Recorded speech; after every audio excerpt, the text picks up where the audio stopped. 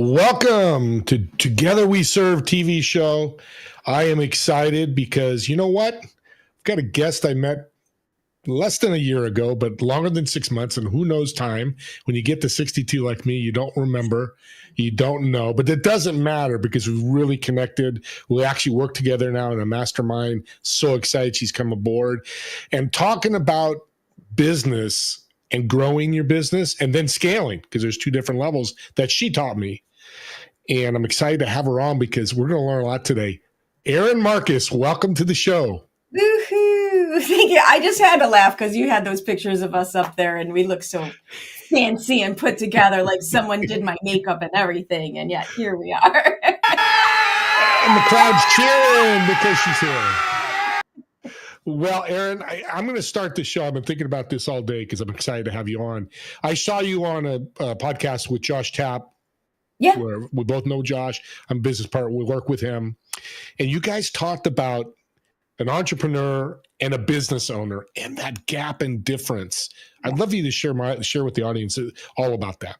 Well, and here's the thing. You can draw the line wherever you want. And it's not like this is the only definition. I like to know where I draw the line so that I know how to talk about something, so I know how to help somebody. And I think this has changed. I think what I'm going to say didn't used to be the case. It used to be entrepreneur and small business owner were kind of synonyms. They were kind of synonyms. And a couple things have, hijacked is the only word that comes to mind. Like hijacked that fact. And one of them is the MLM world going out there convincing every woman who is part of those. By the way, I use a lot of those products. I don't sell those products, but I use my nails are Color Street. That's an MLM, right? But they've taken that language to say anybody who sells these nail thingies, their stickers, it's very exciting, is an entrepreneur, right? And then at the same time, the internet, the access to an audience, right? We have unprecedented access to an audience. That also kind of hijacked the word. And then all of a sudden, an influencer is an entrepreneur, right? So that's fine. That's fine. This is not like a judgment thing. But to me, that meant I have to differentiate, because remember what I do is I teach people how to grow, leverage, scale their businesses. So I had to differentiate that situation. And let's not even use MLM. Let's use a high-end influencer, right? A high-end influencer doing great things is still a different approach from a strategy perspective than a business owner who may have more moving parts. There's a different mindset at this point in what I'm seeing and who I'm talking to. It used to be that another change in the word is entrepreneur also used to be more synonymous with venture capitalist. And that's just not really the case anymore. The venture capitalist is functioning at an entirely different point in time than how most people now use the word entrepreneur. And again, this is no judgment. You want to make a ton of money selling nail products, that's fantastic. You want to be an influencer and, write a book and just do social, that's fantastic. There's nothing wrong with any of them, but you have to know what you're actually trying to do so that you know what it is that you actually should be doing.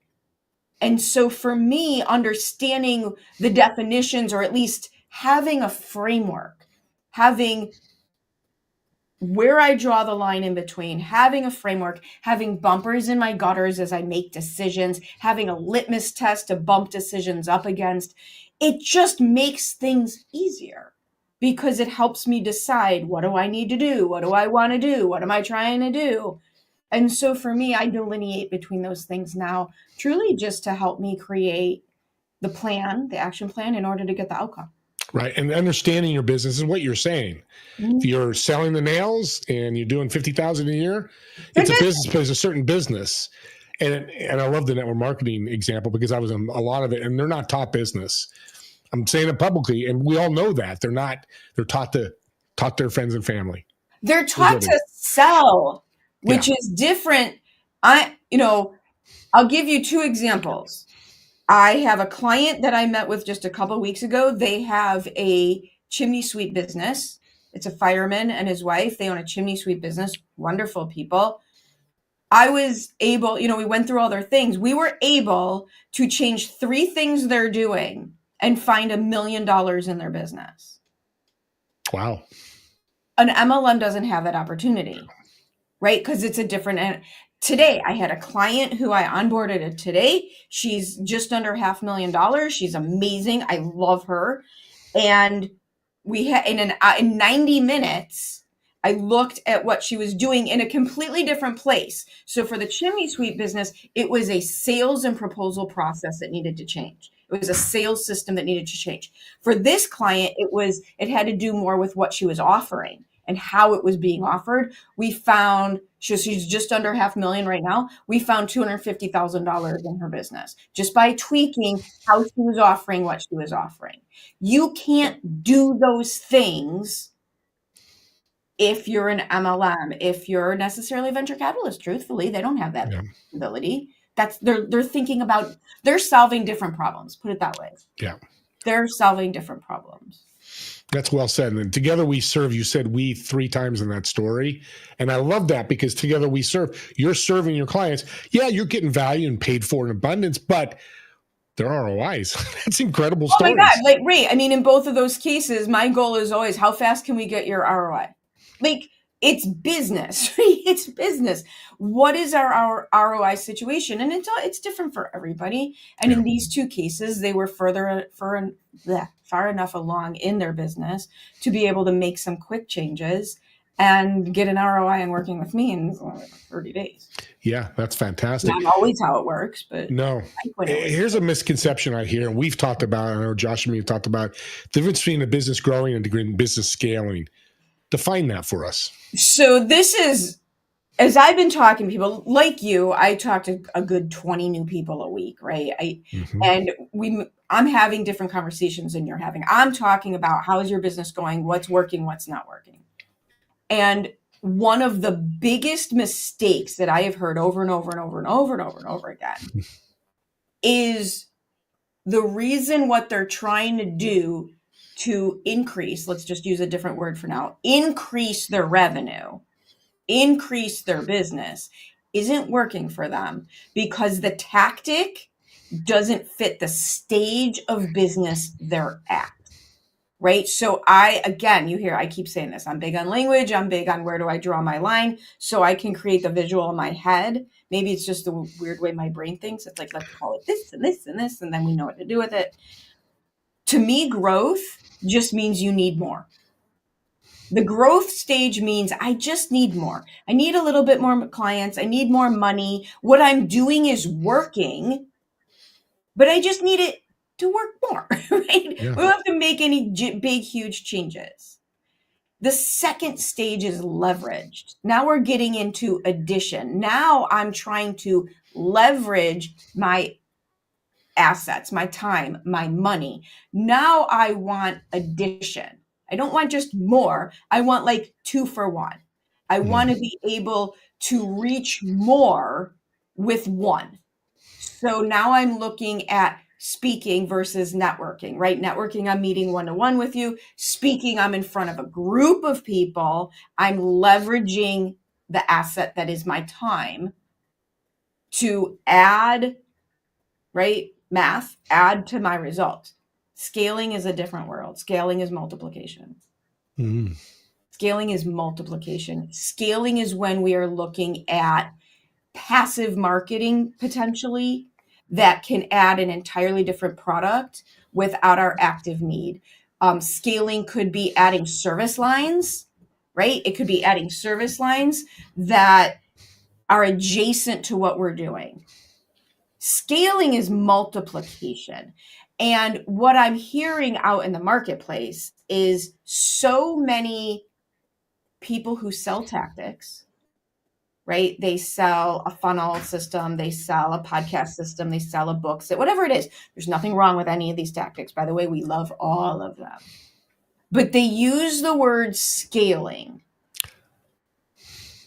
They use the word scaling. Sounds very sexy. Who doesn't want to scale? Leverage sounds like work, by the way, right? Mm-hmm. Scaling sounds like an outcome, right? So we love that. But they're selling it to the people who haven't grown yet.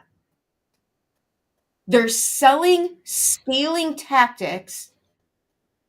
Scaling on average, scaling takes longer to get an ROI because it's a passive effort. It's a new marketplace. You might need a whole new group of people. You got to learn a whole bunch of new stuff.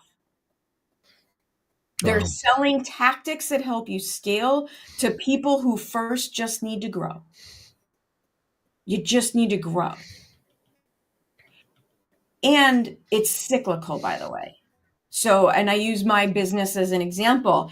I was doing things last year in 2023. I had this beautiful plan on paper. It was genius. It was absolutely amazing. And I had great people involved, the people that I loved. And it really was a scaling plan. Didn't work. Didn't work. You could do everything right and it still doesn't work. The market changes, you change, they change, like whatever. The horrible truth that people don't like to talk about is most things don't work. Most things actually don't work. And I'll get back to that in a second. But my scaling plan didn't work. So I had to stop, reevaluate, and decide what I wanted to do. And I literally went back to a growth plan. I stopped what I was doing on November 1st. And by middle of January, I had contracted $100,000 in new business. It's huge. Because I stopped what I was doing and I went back to the strategies that just give me a little more. And that created the space for me to very quickly go back into leveraged approaches and leveraged strategies. Mm-hmm. Can you stay in the growth stage? 100%. And be financially, yeah, that's the thing. You don't can make have to $1 million in the growth stage. Okay. You can make $2 million in the growth stage. Absolutely. You can stay. There's no. I know a lot. Influencer is a perfect example of that. Mm-hmm. They just need more, right? I know a lot of extremely high-end mindset coaches. Yeah. Right? Because they've done their work, they've run their business, they're so good at what they do. They've grown themselves that they're literally now just charging $100,000, $500,000 to work with them.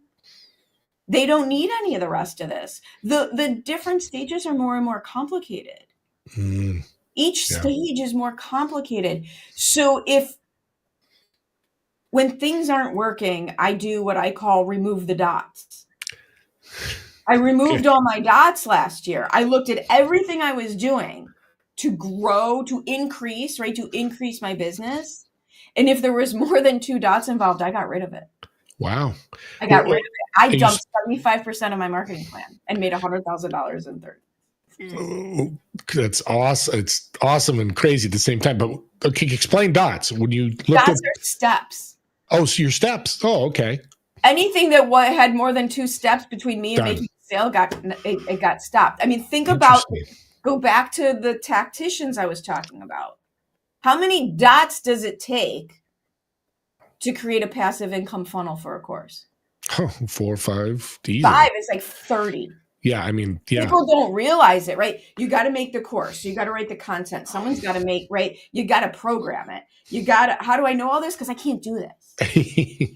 I try. I can't do it. So I always have to hire somebody. Mm-hmm. I always have to hire somebody to, right? And it's not going to look good if I do it. I have to have the landing page. I have to have the Kajabi thingy set up. I have to, you hear the way I talk about this. I don't understand this stuff. Not my joke, right? Not in your wheelhouse. Nope. Right? Like you have to know, you have to split test your ads.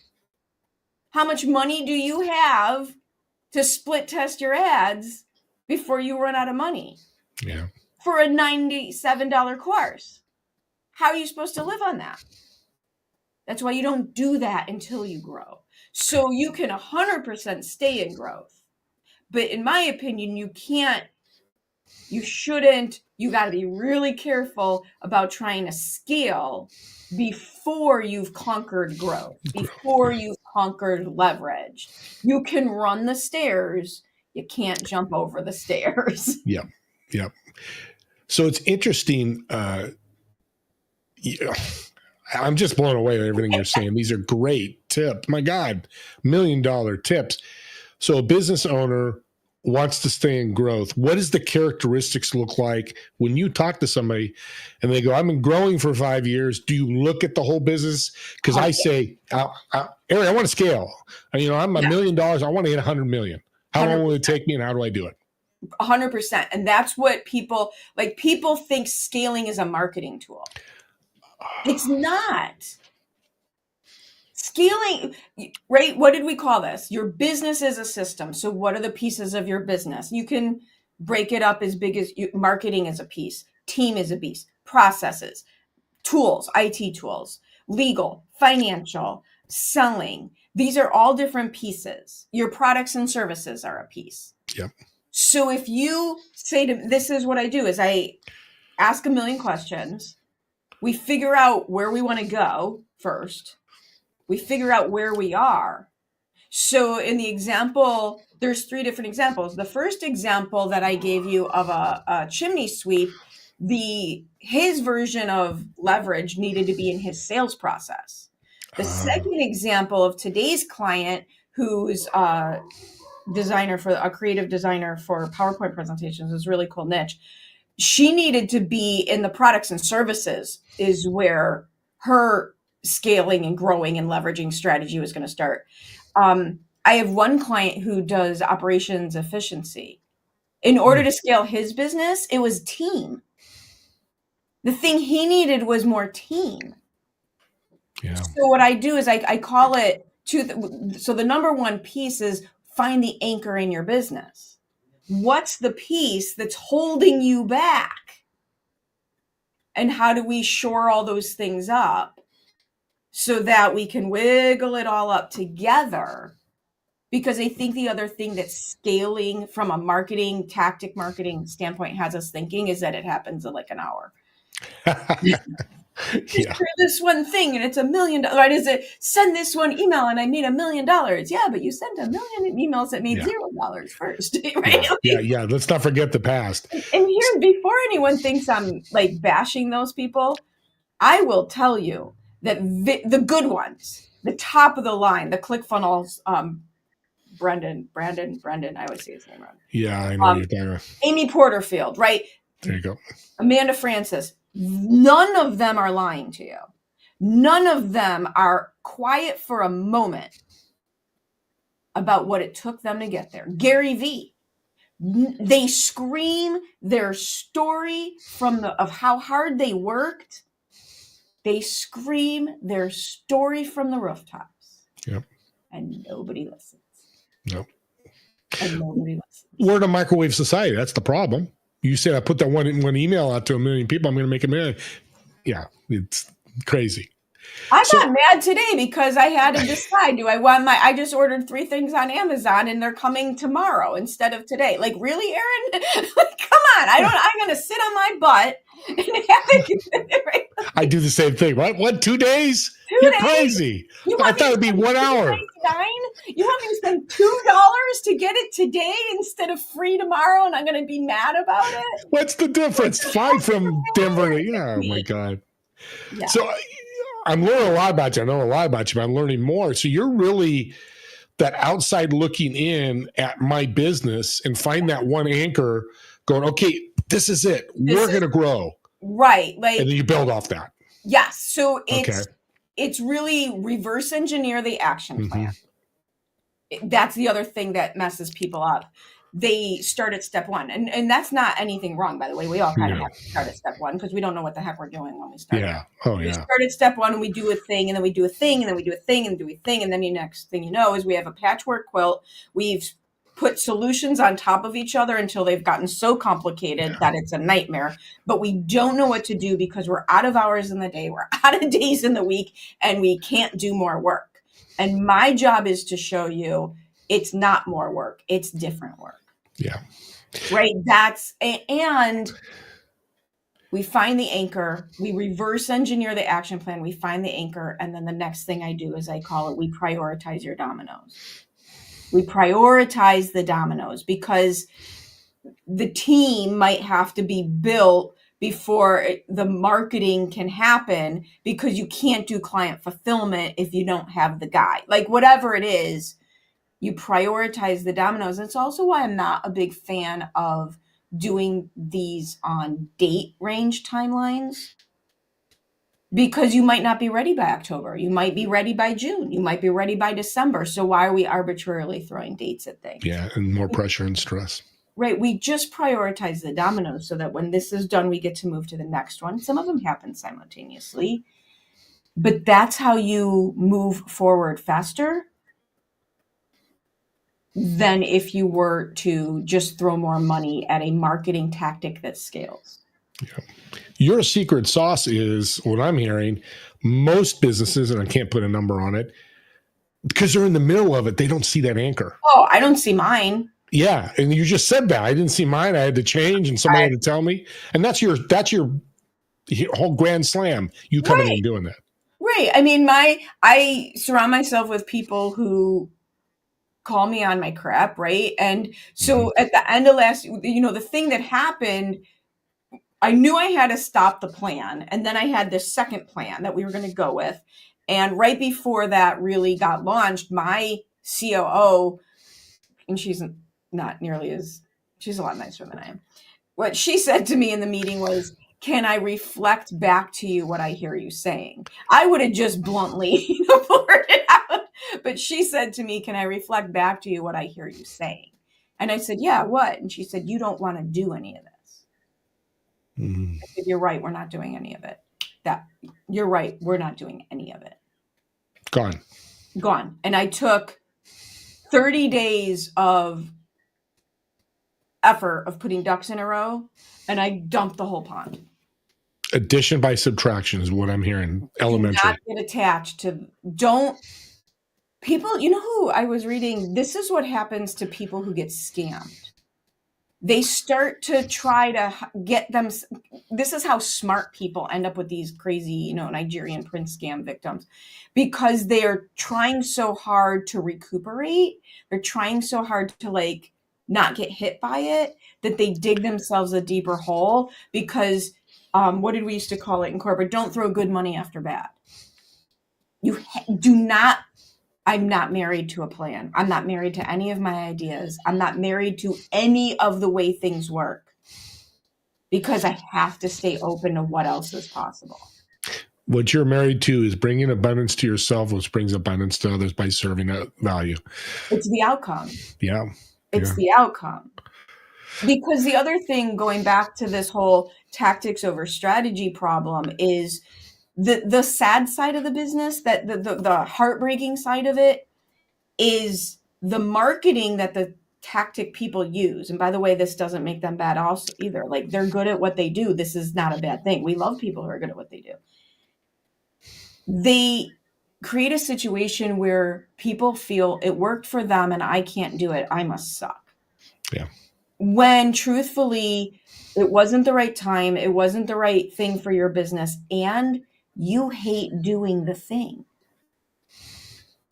But you want the outcome so bad that you agreed, we get motivated. We think we could do it. They make it look easy because they're really good. It's kind of like how by the end of the Olympics, we're all, experts on gymnastics or something, because they make it look so easy. Yeah. And so we go, okay, well, if it's that easy, maybe I can do it. But you hate it. You'd rather have a stick in the eye than do the thing. And so they're not playing to your strengths. And then you just feel like not only did you waste the money, now you feel like you failed. And I hate that, because that's a icky. Like, we don't like failure. No. This Yeah, is failing hard. is not good. Yeah, especially this- big failures. Right. The little This is fails are okay. hard enough. We don't want to. There's a difference between that didn't work. I do all sorts of things that don't work. I do things that don't work all the time. All the time. Yeah. I don't. I watched a Gary V reel. I love the way he said this. The problem that business owners are having is they want to make 3 decisions, and they want those 3 decisions to work. They want to be 3-0. His approach is, I want to be 118 and 72. Interesting. It's very different. And if you get attached to these things and you try so many things that aren't the right fit, you just get stuck trying to be 3-0 when you could be 118 and 72. Yeah. And so you're up 40 decisions by the positive. Yeah, I trade Forex, and that's the whole thing with trading Forex is, and you've been in the financial industry, is take your losses, minimize your losses, but take them. It's okay. You're not going to be 100%. That is so cool. You can't. Well, you're going to blow up, so we better take a break because your energy is so awesome. We'll take a quick Probably break. at the end of the day, right, when I'm kind of wired. I got you the best time. Chill in the morning. Now I'm like tired. No way I take you at 6 in the morning. No, it won't happen. But let's take a quick break. I want you to learn more about Erin. I got a little video for all of you to watch. One pieces of advice that I can give for you for this is be the calm in the storm. Be the predictability that people are not just desiring, but like they're starved for right now. The more you can hone in on the exact thing that you do, right? Which brings me to being specific over generalities. Like, the more you can hone in on the problem that you solve, the outcome that you provide, being specific and calm and predictable and steady in the marketplace is going to help you get the clients that are out there needing to move forward. Because right now, I mean, I don't know if you're experiencing this. I would imagine by the videos I see on TikTok that most people are experiencing this. Things don't work. Things don't work the way they used to work. The medical and insurance field, like, nothing works. Nothing is easy the way things that used to be easy. And then when you add on top of that the chaos, like I've been talking about, people are going to want that steadfast predictability that you might be the solution for. What's the problem that you're right? This is a marketing situation, not necessarily a business model situation. People are wanting specific outcomes over general feel goods. Again, this is not terribly new. I think what you're going to see is just an increase in intensity, making up words here, an increase in intensity around these needs. So the more you can talk about the specific outcome you provide, instead of just feeling better, instead of just making more money.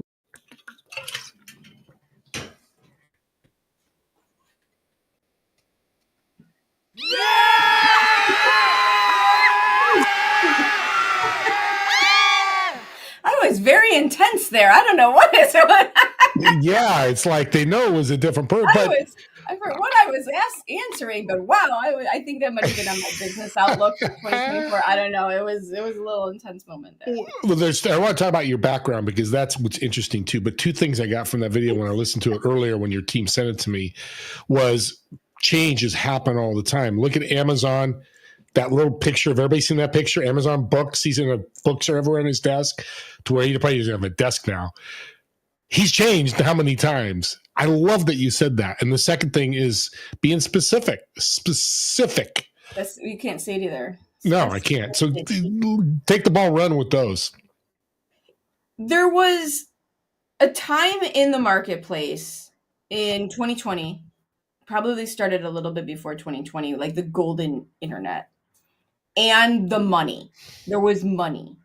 And I know that COVID, there's a lot of industries that COVID just annihilated, you know. I get it. Hotels, catering. Like, I'm not talking about that. But the government was printing money. people had more time on their hands than they know what to do with. And you had in those situations for those years, people making life-changing decisions, $10,000 decisions, $30,000 decisions from in the coaching world, on programs based off of a 1 day, a 2 day, a 3 day interaction. General programs, make more money, feel better, right? Life coaching, business coaching.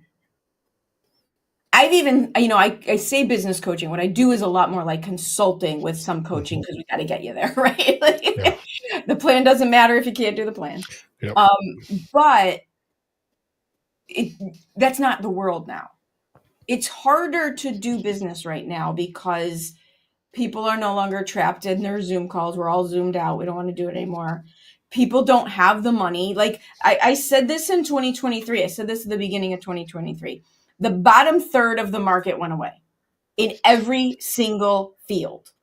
In every single field, the people, the lowest numbers, like I don't want to say the people with the least amount of money to spend in every marketplace went away for more than one reason. One is because the prices increased. We just had a guy come out to give us a bid on a fence.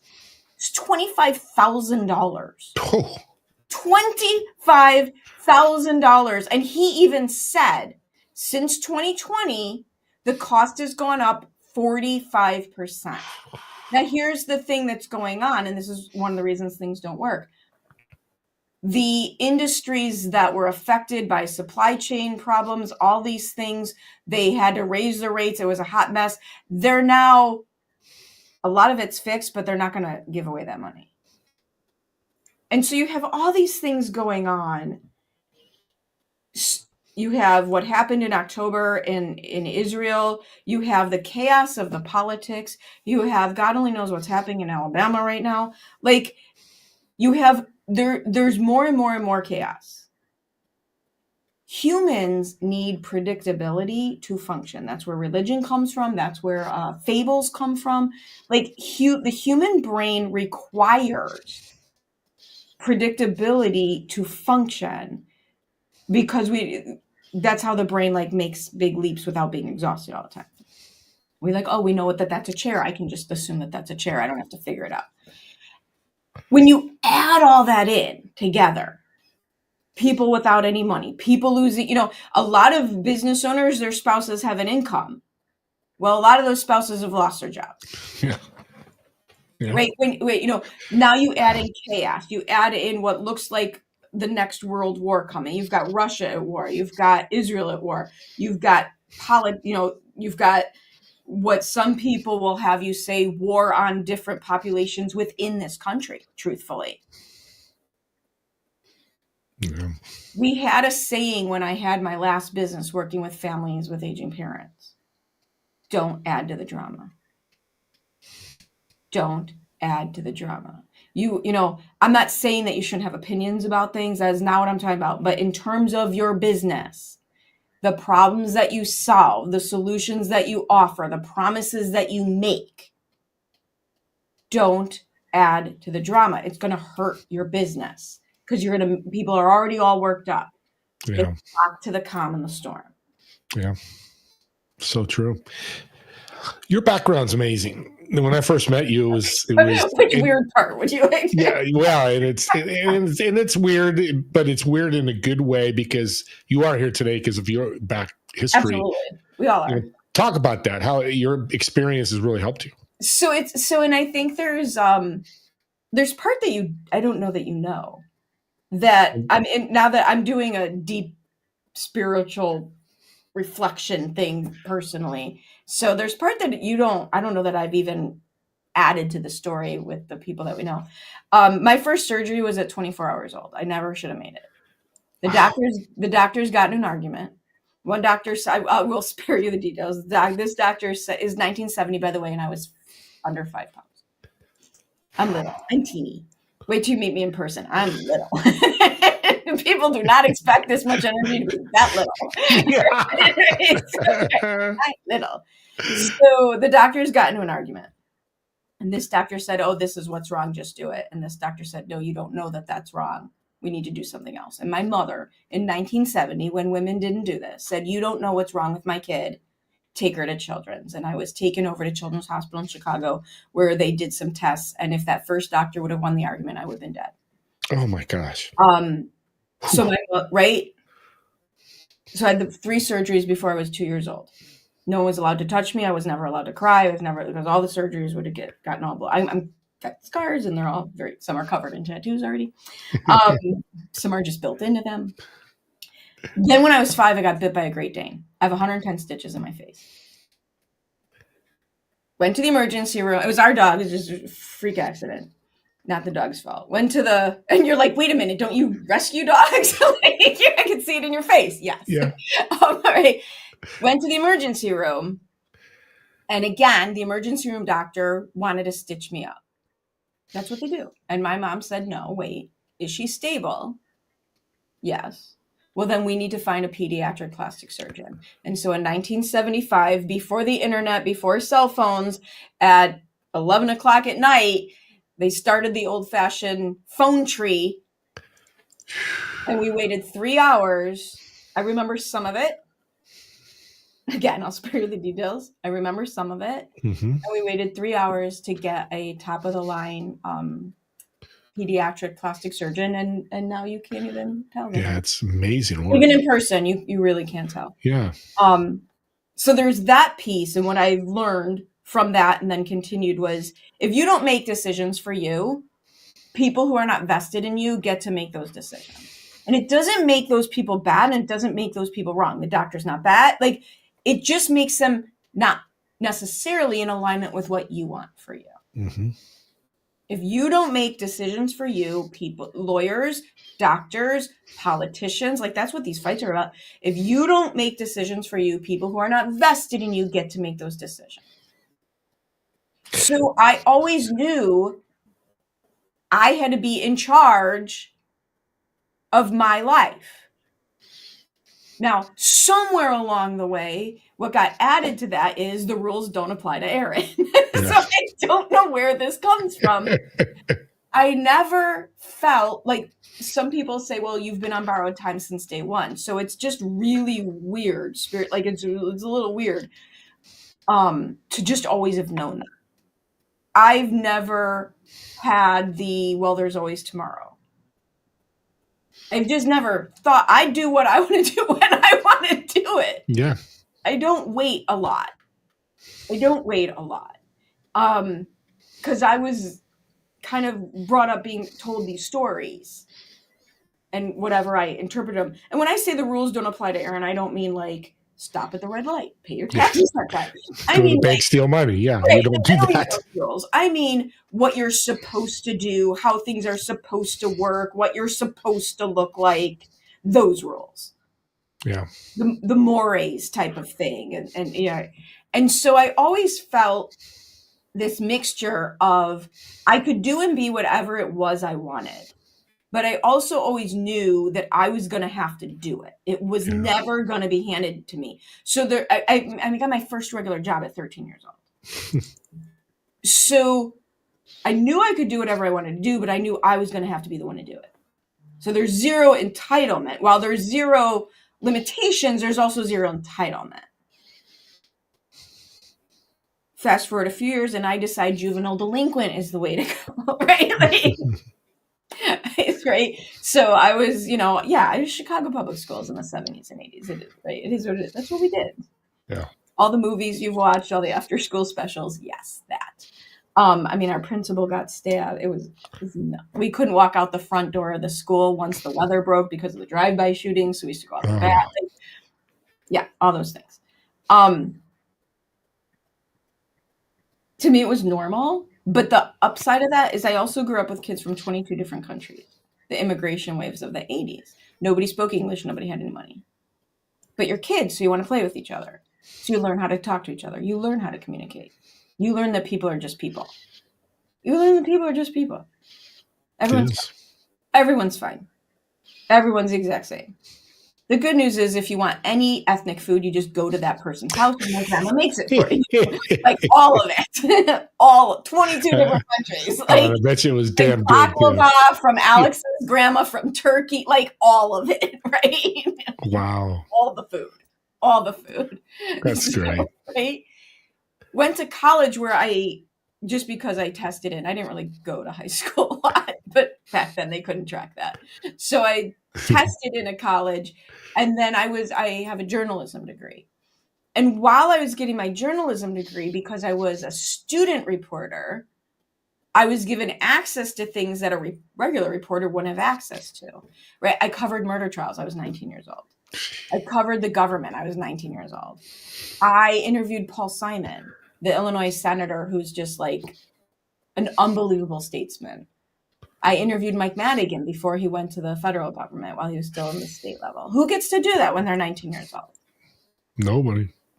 And I learned again that people are just people. And I also learned along all of this, communicating with intent. Communicate with intent.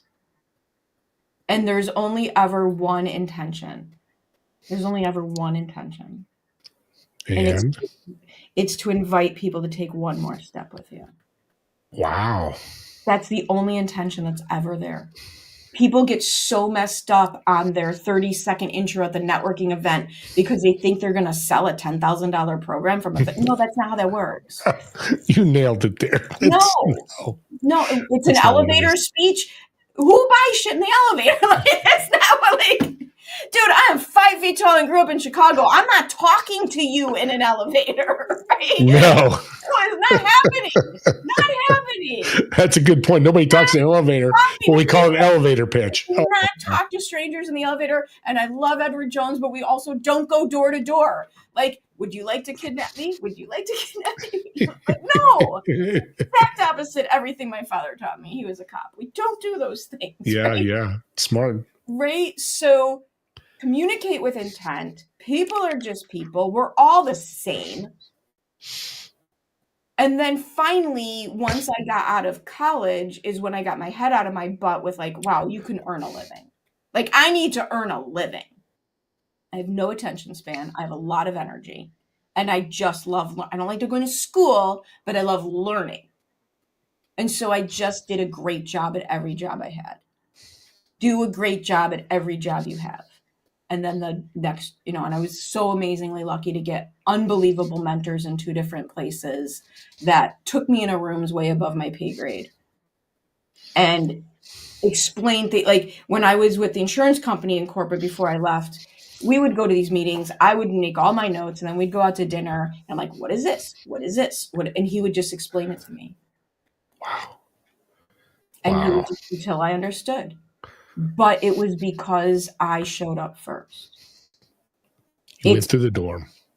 I showed up first. Everybody, not to get all grouchy old woman on you, but there's too many people waiting for someone to do something for them so they get to have something, and that is not how this works. That is not how this works. If you show up first, sky's the limit. And everybody appreciates it more too, don't you think? Yeah, I mean, there's so many, like everything that you do, and I'm even blunt about it now because I know how you operate. I'll introduce someone to you and go, Steve, they need your help. Go find them some people. And you're like, absolutely, I'm on it. Not even a second thought. Not even a second thought. I'm like, I like this guy. He needs a couple introductions. You know who he needs to know. Just talk to him for a minute. Like, not even a second thought. That's communication with intention. Right. For positive. Not positive. Yeah. I love it. Exactly. Love it. And here's the thing. It's not linear.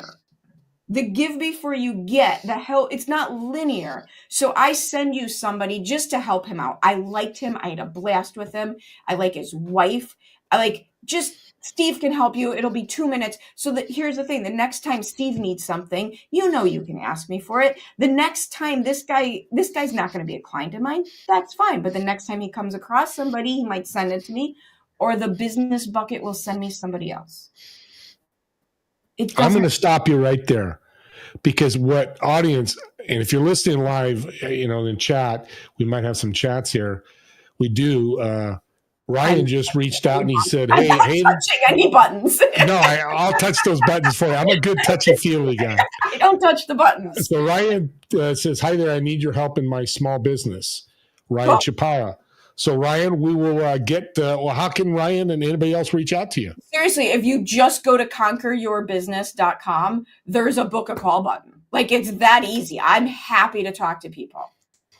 Well, there you go, Ryan. And anybody else that's listening, I forgot to mention that we got in our conversation, but comment about what we're talking about here. But I love what you just said, because building marketing, relationship marketing is the power. But the problem is you have to wait. You said it earlier about people waiting. Well, build a relationship with Aaron, but then build a relationship with Tony, build a relationship with Steve, and then Aaron 3 weeks later says, hey, meet this guy, and then Tony, this guy, and then you get the spider web of connections like we're doing with our alliance that we're part of. It is. And here's the other piece of that puzzle. Part of the challenge is business owners feel so alone. Most business owners are in their office working at their computer, and you can feel like you're the only one. And I will tell you, don't go online and do woe is me marketing, please, for the love of God. Don't go to your team and dump on them about your woes. Find a couple of people, right? Don't go to your clients and tell them the reason you can't do what you promised them you were going to do is because of the problems that you have, not their problem. But you need. I spelled it wrong, so keep going. I love it. Like, there we go. Like me. And we don't care. I made a mistake. This is. I don't. Oh, please. Is that correct? Conqueryourbusiness.com. There you go. Like, how badly could I mess all the time? But you've done a lot of marketing, so I'm glad you said that. I mean, that's important. I mean, I'm not a big social media, pay ads, and that, again, I'm not critiquing and judging anybody. No, it's just not the right fit for you and what you're doing. Yeah. That's all it is. But we have to market. That's yes. So find the version that's right for you. Yeah. I was at multiple six figures in my business, by the way, before I started social media. Say that again. I was, and again, remember, I'm a coaching business, so different businesses have different dollar amounts that sound good or impressive or whatever. I was at, make it worse for you. I was at multiple six figures in my business. One, before I started any kind of regular social media, and two, I wasn't working Fridays because I was volunteering. And how'd you do that? I focused on the things I'm supposed to focus on the other 4 days. I made relationships. My marketing, to dive a little bit deeper into marketing, because I'm all about like making sure you have active strategies and passive strategies and short-term and long-term, and making sure you have a good mix and match, right? So what I did was I did networking and speaking as two active short-term ROI situations. If you're going to be in the room, be in the front of the room. If you're going to be in the room in some way, shape, or form, be in the front of the room, whether you're speaking, whether you're sponsoring, whether you're leading, whether you're on the board. If you're going to be in the room, be in the front of the room. It's an inherent credential. And it's a give back in a lot of ways, right? So I was speaking / sponsoring, depending on the event, and I was networking, which meant I knew all the people, and then I was up in front of all the people. And I was tinkering with social media. You got to remember what I told you. Juvenile delinquent in the 80s. I spent the first 20 years of my life making sure nobody knew what I was doing, right? Yeah, it's a very weird concept to me. I didn't know how to do it. I didn't understand it. I didn't like it. It felt very weird to me. I also learned that about myself, the reason I don't like social media is there's no immediate feedback. And I need it. I need the other person to talk. It can be only one person. That's fine. I got to talk to somebody. When I'm online, I feel like I'm screaming into the void. And that's just me. That's not a social media problem. That's an Aaron problem. Yeah. Well, I want to recap. So you did 6 figures, and a big part of that marketing was relationship marketing, building a network. It was building networks and speaking. So your network. My thing is give out referrals. When I had my, you want referrals, give referrals. It's that easy. When I had my previous business with families with aging parents, I gave out $6 million of real estate referrals. I had a bigger real estate business than half the realtors. And you gave all that. I just gave it away. I didn't have a license. I didn't get kickbacks. I got lunch. I just gave it away. But it helped you get you where you are today. Exactly. Because when I started this business and I wanted to get on stage or I want to get in front of a group, I had this amazing credential. Hey, I used to teach real estate agents how to work with aging parents, and I gave $6 million in real estate referrals. And all of a sudden, everyone in real estate is going, oh, maybe we should listen to her for 8 seconds instead of 3. Yeah. It's been amazing. We have 4 minutes left. And we knew that before we started in the green room. We're talking, hey, it's going to be crazy. How are we going to cut this? So real quick, how can people reach out to you? Ryan, I've got you see the website. Yeah. Who else?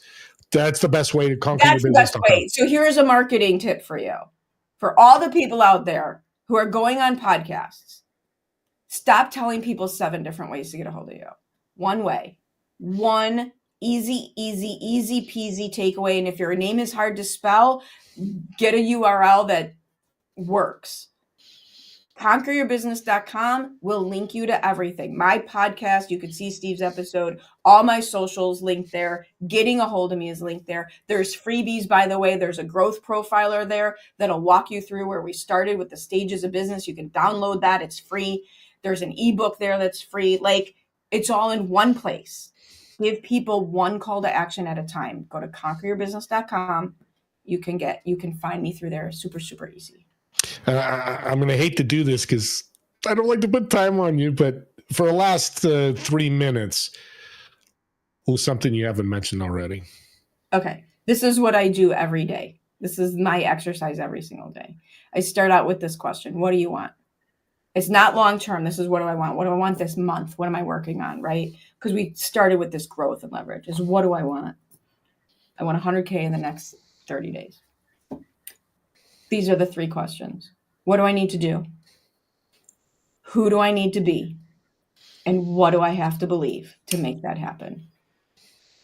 This works for your relationship. Massive clarity, single question. What do I want? I call this setting your stage. This sets my stage for decision making for the whole day. Because what do I want? Very specific, short term. What do I want? And then what do I have to do today that moves me towards it? I get real black and white. I'm either moving toward it or I'm moving away from it. That helps me with that focus piece. What do I need to do? The second thing is, who do I need to be? 99% of the time, the answer is a little more brave. I just need to be a little more brave.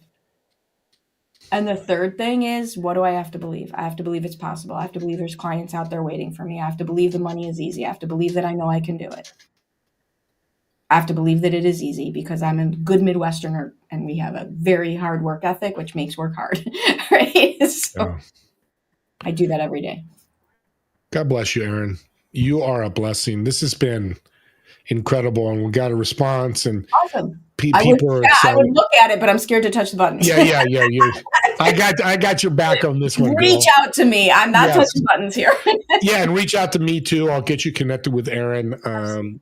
You're looking to grow and then scale. You're in growth scale. You're just looking to do anything with your business. You need somebody like Aaron. Aaron's the same way. If she's not a fit, we have a whole network of people that can help you. We'll find you the right people. That's why me and Aaron are excited to work together. We're not about us. We're about helping abundance with you guys through our network. We both have large networks. We're going to open it up to you. Yep. I don't know how many people tell you that, but we're telling you that. And I've done it. Aaron's done it with me. I've done it with her. So we've lived that life. Thank you again, Aaron. And I want to thank everybody for watching. This has been too much fun. It's powerful. So good. You keep setting me off.